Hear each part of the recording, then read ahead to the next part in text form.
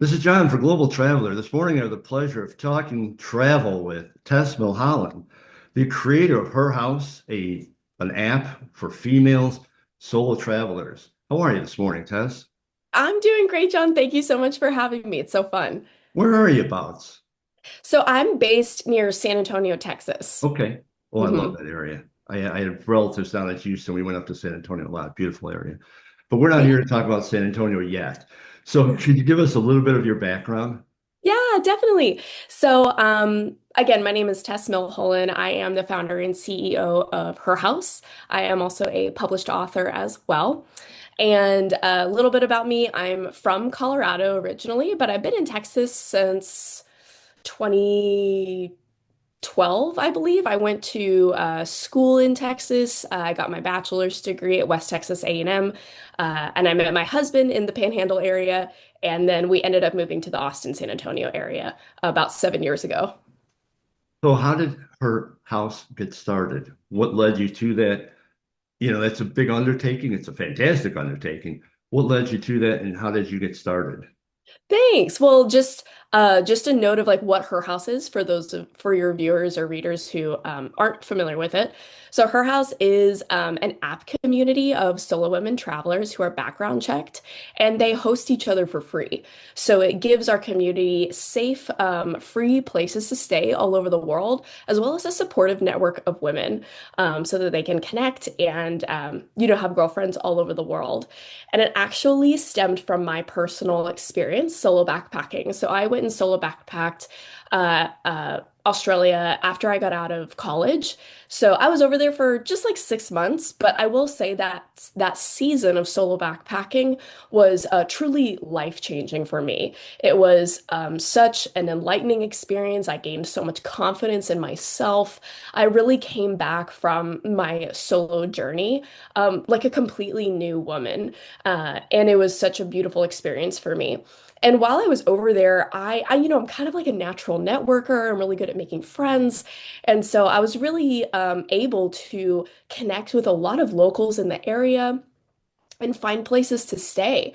People would open their homes to me, even like a week at a time, just hosting me as a solo woman traveler, showing me around their communities. They would show me their favorite beach spots, their favorite cafes. They even showed me like where they went to church and where their kids went to school. And it was like I really was able to get immersed in the community and in the culture more than I ever would if I was like with a tour or staying in hotels or something like that. So it was a really unique and wonderful experience for me as a solo woman traveler. And I saved thousands of dollars by staying with locals in this way too. And so when I got back to the States, I started telling my friends about how I did this, how I was able to connect with people and they just hosted me and it was such a beautiful experience.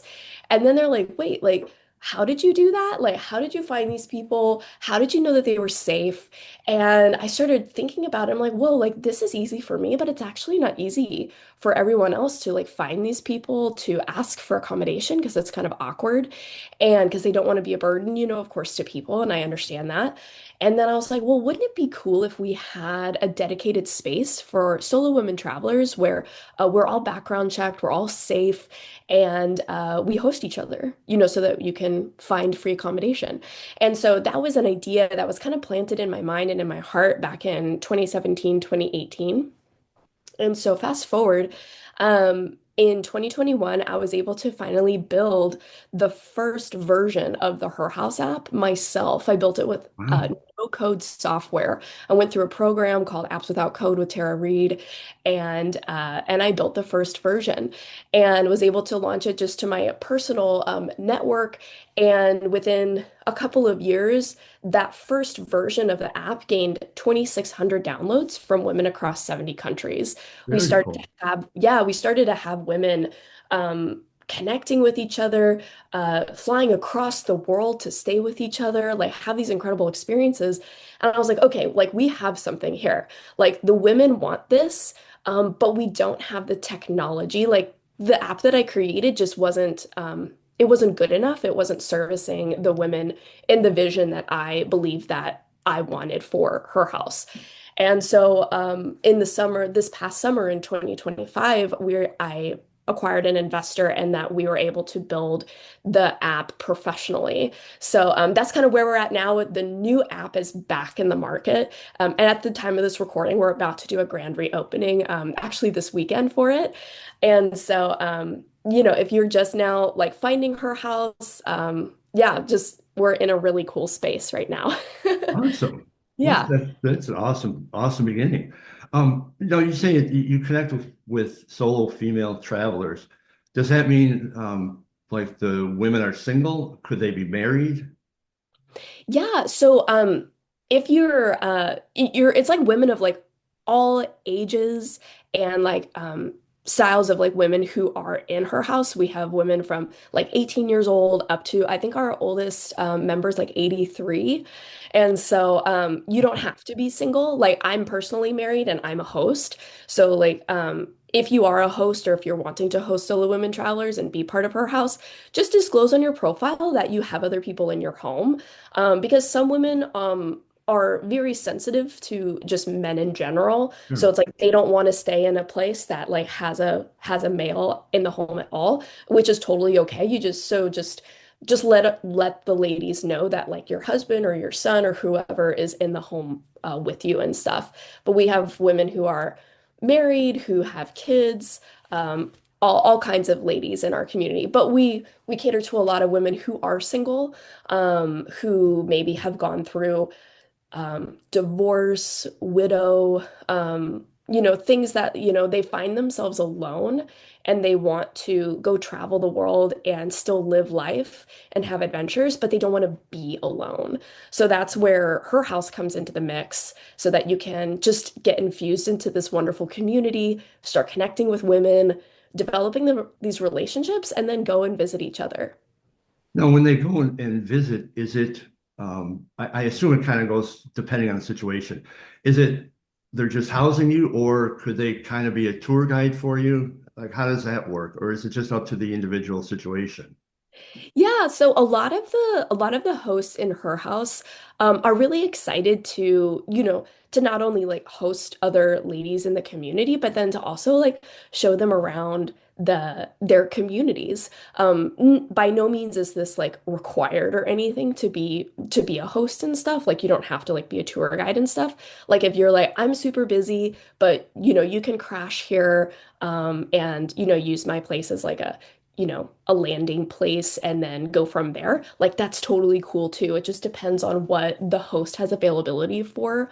But a lot of them really do enjoy getting out into their community and showing the traveler about their hometown. And as a traveler, that's the best way to explore a new place is like with a local person to show you like where all the great spots to eat are or any like local legends or special things that really only the locals would know about. It's a really special way to do that. So it really just depends on the host and what she has availability for. Okay. Now, I Yeah. should ask this question before because it kind of goes with my previous one, but I'll throw it in now. Um, so you're married. Now, I know you obviously go on trips with your husband. Could you use this with your husband, or is it strictly when you go solo? So ideally, her house is designed for solo women travelers. Okay. So it's mainly for women who are traveling alone. If you are, I do have a space inside of the app for hosts. Be like, are you open to hosting just a solo woman traveler, a solo woman traveler, and like a travel partner? Or are you open to hosting like a solo woman and her child? Because I know like there are some women who like are solo, but that they travel with their child Sure. too. So so the host can like put that on their profile, like what they would be open for. But ideally, we cater to the solo women travel market specifically. Okay. And it is background checked, correct? Yes, everyone, whenever you get a membership in her house, you will go through a process of ID verification and a criminal background check. And that's all covered like through her house, so you don't have to pay any extra for that. But yeah, every single person who's on like the paid membership inside of her house have been ID verified and background checked. Very cool. I'm certainly, I've talked to a lot of security people and stuff like that, so I'm sure that lends a lot of credibility and assurances for people checking it out. Could you tell us a little bit? You wrote a book. Tell us a little bit about Sherbet Skies. Yes, yeah. So, yeah, my book is called Sherbet Skies. You are correct, John. And so, when I was solo backpacking in Australia, I actually ended up living on yachts for a little over a month. I yacht hopped up the coast of Australia from the Gold Coast up to the Whitsundays Islands. So, I lived on three different sailing vessels while I was solo backpacking. So, it's really about my season sailing up the coast, what that experience was like. And then it's also um, just a journey of kind of becoming because I was in this place where I was healing from some trauma and I was also with my current boyfriend at the time who's now my husband. So that's also the story of like it's also kind of a love story as well. So yeah, so that's my book and it was published back in 2021. I really haven't done enough justice for it because I've been so focused on building her house, but it's a beautiful book and it's really for anybody who wants a little adventure in their life. Some people have said that they just really feel like they're sailing up the east coast of Australia with me as you are reading it. So definitely go check it out if you haven't yet. It's called Sherbert Skies. Well, I've read the reviews. I'll be honest, I do not have the book yet. I am going to be purchasing it though because I love the reviews and it sounds like a fantastic story and I love reading a good travel book like that. It's not like a company travel touristy type thing. I love the type of book that is. So I'll be certainly buying it. Oh, Um, thank you. I read an interview with you, or I'm sorry, it's probably on your website. You mentioned the five best solo destinations. I'm sure that changes on occasion or yearly or whatever. But my question is, what makes a good solo destination? I think I think one of the biggest things for solo destinations that we look for in her house is safety. Like where are safe environments for women to travel alone? And so that's those are the things that we focus on inside of her house because safety is the number one concern for solo women travelers. So places like Japan is a beautiful country for solo women travelers. Of course, I had a wonderful experience in Australia, New Zealand. Also, Iceland is a wonderful place for solo women travelers. So I think it's important for solo women travelers to continue to research places as they, choose where they want to go. And get plugged into her house so that they can get some firsthand experience from solo women travelers who've been there. And I think that's another power of her house as well. Like if you're thinking about going somewhere and you start researching places and there's all kinds of stuff on the internet, but sometimes it's good to just get some firsthand experience from these women because I think that there are a lot of women, we're told from the cradle that the world is out to get us and that the world is a scary place for women. And it is to an extent, but what I've found while I was solo backpacking is that the world is full of wonderful people who want to help each other and not to allow your fear to keep you from going on these adventures. So, if you're wanting to go to Southeast Asia, like women solo backpack and solo travel in Southeast Asia all the time. They go to a lot of these places all the time, but you just got to be smart about it. And having a community like her house in your back pocket is really, really valuable as well. Very cool. Now you talked a little bit earlier about how travel has changed you. So I'm going to reverse the question and say, how have you affected travel? How have you impacted travel? I think that I've impacted travel by giving women the opportunity to connect with others and bringing the solo travel community into a closed environment where they don't have to be scared, like, is this person actually who they are on the other end? That we can all come together in kind of like a sisterhood and have each other's backs and be there for each other and support each other in the process. I think having something like her house in the market is really, really important. And having that, I think, will continue to impact the solo women travel community, not only now, but ideally for years to come. Like, I think of her house growing and growing and growing. So we have hundreds and thousands of women all over the world, so that no matter where you go, wherever your daughter wants to go, wherever your mother, your grandmother, your aunt wants to go, she can find safe local women to connect with, to stay with, and just having a community, a built-in community before you even get to the new country is worth its weight in gold. So I think it's going to impact them now, but for years to come. No, absolutely. I couldn't agree more. Now, I'm going to ask you this as a solo traveler because obviously, as a mother, the answer is going to be totally different. What are the two or three things that you must bring when you're solo traveling? Okay, so one of the things, it also, I think it depends on how long you're solo traveling for. I think that if you're solo traveling for let's just like a week or a weekend or something like that, it's not quite as imperative. But I knew that I discovered when I was solo traveling long term that you find yourself in places that are really uncomfortable. Like you're just really uncomfortable all the time. You don't have like your regular bedding, like your coffee maker. You don't have like all of the things that make yourself feel at home. So bring one or two items that you can find comfort in when you're in very uncomfortable situations. So for me, I brought a pair of socks that had little grippies on the bottom of them, and I would wear them. I wore them on the yachts. I wore them like in hostels. And really, what that did is it really helped give me a sense of comfort while I was in very uncomfortable, situations and environments. I would also bring little tea bags. Like I just kept tea bags in my pack or in my purse or my bag, because all I would need is like some hot water so that I can just make a cup of tea, and that alone is just really comforting to me. And then the third thing that I brought as a comfort item, actually, I actually acquired it while I was backpacking. So I actually brought with me a really soft pillowcase. And like it was like a little fleecy pillowcase that I would put on my pillow. When I was sailing or when I was like in a new hostel, I would put this pillowcase because it just made me feel comfortable and it made me feel at home like while I was sleeping. Because I actually lived in the Gold Coast for about 3 or 4 months. I had gotten a flat there. I got a job. I was bartending in the Gold Coast, and I got a bed, like a proper bed, and I got bedding and sheets. I got these like really soft sheets.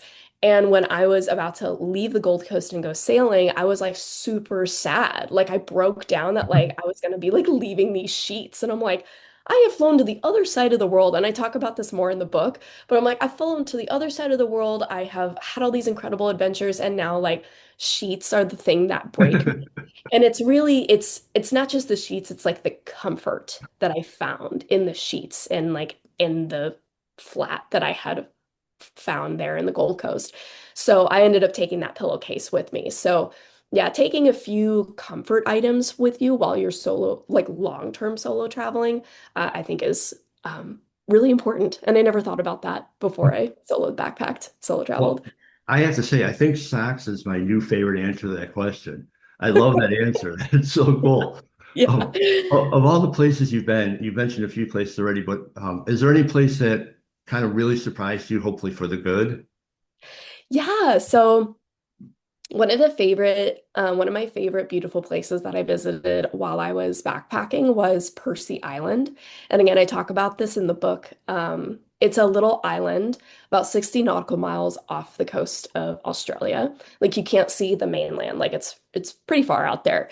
And um, people are actually like living on this island. They're like take care of the island. There's like goats and honeybees and coconuts. It's one of the only islands that I found while I was sailing that actually had like growing coconut Oh, trees while I was out there. And so I think that they were planted. I don't think they naturally occur there.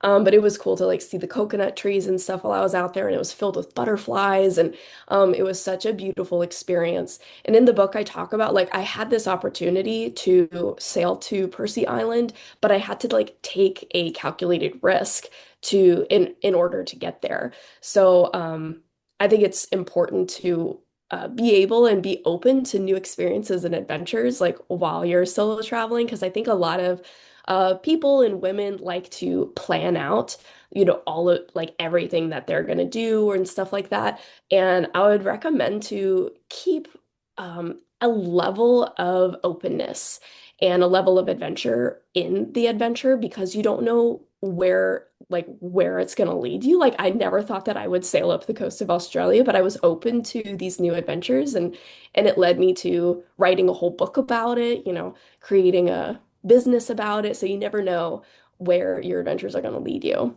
So Percy Well, Island was amazing well, to answer your question. speaking of where something leads you, then what's next for you? Yeah, so currently, I'm in a new season of my life. So, I'm currently married and I have a little baby at this point now. I'm in my early 30s. So, that's kind of like the season of my life that I'm in. But right now, I'm really focused on, my family, growing my family, but then also growing her house. It's a very it's a huge labor of love for me. And I know that it's something that's going to serve not only my family, but the solo travel community at large for a number of years. So that's really what's on my horizon is really growing her house, growing the network so that we can have a eventually a massive group of women who we can connect with all over the world. So that's really on my next horizon. Yeah. Awesome. Before I let you go, tell everybody where they could find your book, where they could find you on the web. Definitely. So you can find Sherbet Skies on Amazon. Currently, I only have it in a print form. I do need to get it recorded for Audible, so that's on my list still to do. But definitely, you can get it in a print form on Amazon, and then you can find Her House on all social media platforms at herhouse.co, herhouse.co. That's also the website. So you can just do herhouse.co to learn more about her house and what we're doing on our website. You can also download the app right now for free on the Google and Apple Play stores. Just search her house on the Google and Apple Play stores and you can download it. I have a free space where you can join and learn more about it.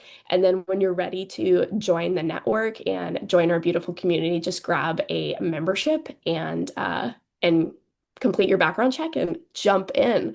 So that's where you can find me. Awesome. Tess, really, it's been a delight. Really, I appreciate your time.